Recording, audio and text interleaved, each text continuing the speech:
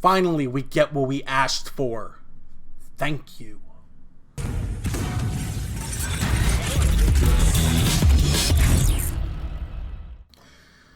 So in the last 24 hours, the doors of Pokemon Go have swung open, allowing us to bask in the glory that is John Hanke and Niantic Labs. Anybody who doesn't know, John is the CEO and the, I guess, inventor of Pokemon Go. Not Pokemon per se, but, the idea of Pokemon Go. I say this with all the sarcasm because at this point, we're grasping at straws and dragging any positive notion we could think of out of every word that comes from a company who's surpassed the $1 billion revenue mark. That's $1 billion since release. $1 billion. Recently, John gave an interview with Waypoint about the past, present, and future of Pokemon Go. And we're all elated to hear straight from his mouth exactly, when we're going to get everything we were promised. They're kind of turning to the federal government if you really think about it. But anyway, so here's what he said, and then we're going to talk about the truth about each thing about what he said. So number one, John said that early predictions were 50 million a month with active users, but in fact they got 100 million in the first 30 days active users, and they completely destroyed their servers and they couldn't take the load, and that's why we had such all the buggy game issues. Here's the truth. They were way too cheap to make sure they had enough infrastructure to handle the growth. You would think they would learn this after the crash of the initial release in the US, but again they did it with Europe and then with other countries all the way up till Canada. Pretty much, which at that point there was a huge decline on the game itself because of all the buggy problems. But yeah, that's pretty much what happened. Keep in mind that the place has 100 employees. It had not that many less than that when it started, so imagine a whole bunch of people just running around like nut jobs trying to get things straight because they had absolutely no clue. Listen, when it comes to infrastructure, you always want to plan for growth. Okay, don't be cheap about it. And this goes out to anybody out there who's got a startup or anything.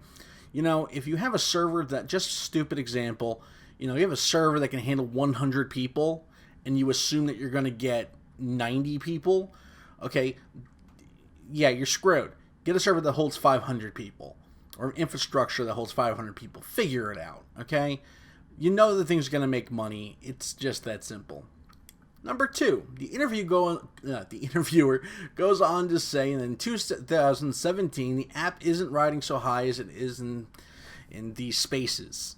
The spaces meaning the App Store, by the way. Truth. Truth. This means you guys screwed the pooch big time, and while you won't be missing any card payments, you're not going to be seeing $2 billion anytime soon. That's just the truth of the matter. Majority of the money that they created revenue-wise was in the first 3 months. After that, there was a huge decline because of the bugginess, lack of updates. They had a nice kind of an increase having to do with the Halloween update, or the Halloween event, I guess I'll call it. But all that was kind of given out for free. There wasn't a whole lot for people to buy, per se, revenue-wise. So it wasn't as much of an uptake. There was virtually nothing for the Christmas event at all either. I mean, that was, let's call it what it was, a failure.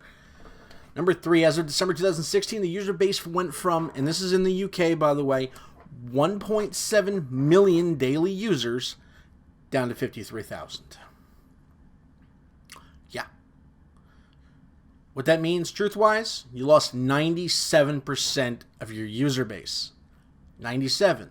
I'd kill myself. I'm not kidding. I'd throw myself off the Golden Gate Bridge. I would commit some sort of massive suicide in front of their building. Any company out there who loses 97% of their player base, user base, whatever you want to call it, goes bankrupt. It's unheard of. 97%. That's an insane amount. And that's on a monthly basis, by the way. So you got to figure monthly. They had 1.7 million. Way up here. Like, way up there. Game hasn't even been out a total year yet. Scary when you think about it. Look like the stock market.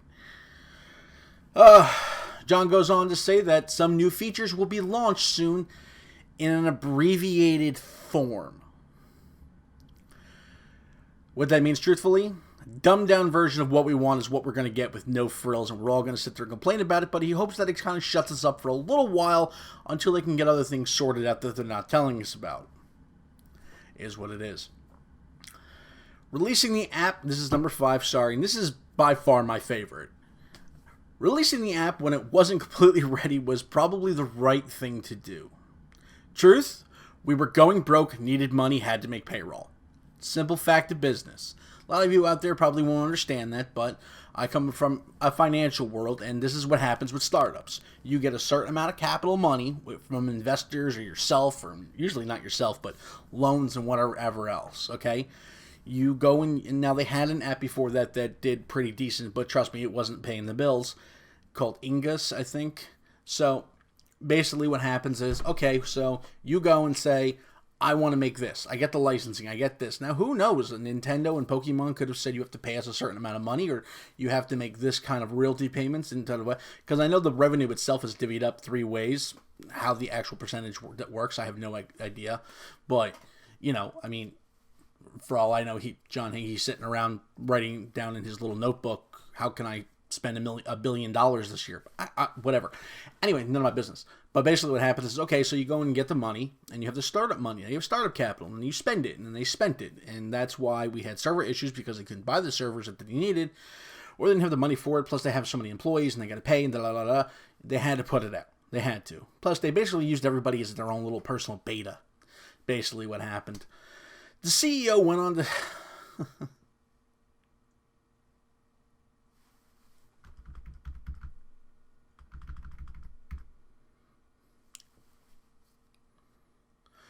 Number 6, and this is the last one, I promise. The CEO went on to say that he loves and he hopes for the idea of live events where people just create their own little event like they were doing at the beginning of Pokemon Go. He wants to focus on that. Truth, it's cheap and it's free. So, what does this all mean? I don't know. I know it sounds like I'm bashing the game, but I'm really bashing the management of the game. The idea of Pokemon Go is great. I mean, it's the true marvel when you think about it. You're taking the true idea of mobile gaming and putting it with a major brand.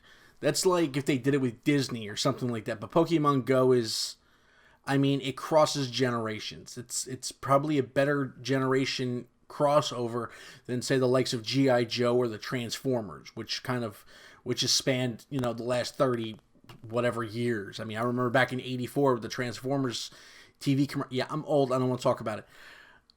You know, the Transformers TV show. Trust me, if you go back and watch it right now, it's the worst thing you're ever going to see in your life, and it makes absolutely no sense. But when you're 4 years old, it's awesome. That's all I'm going to say. Now, I mean, listen, the game did a wonderful thing. It did a miracle on its own. It got me the hell out of the house and into the sunlight. I almost went blind, but tend to be what happens. You know, I mean, they did. They took the true idea of mobile and they mixed it with a huge brand recognition that spans over generations. You think about it, it translates across multiple people. You see it for yourself in a lot of the statistics that have come out. A majority of the people that are coming out and playing the game, I don't know about completely still playing the game, but are with that, I don't want to say not middle age, but, you know, 20, in between 20 and 40. Granted, there's a lot of kids out there playing, but, I mean, it's just the way it is. And they're also saying that there's a lot more women playing the game than there are men playing the game. And that has not happened a whole lot. Another thing that happened, and this is why Nintendo is kind of keeping their whole, you know, they went in for it with the Pokemon duels. Basically, what happened is if you look at their stock prices, the game itself, when Pokemon Go was released, it jumped them like, 87%. I have it up on the screen, but, you know, I mean, it jumped us. Now, don't get it twisted. Stock prices has come down since then, but I mean, major events have to take place for something like that to actually happen on a game company like Nintendo, who's been a, you know, publicly traded company for however many years. Okay, something major has to happen. I mean,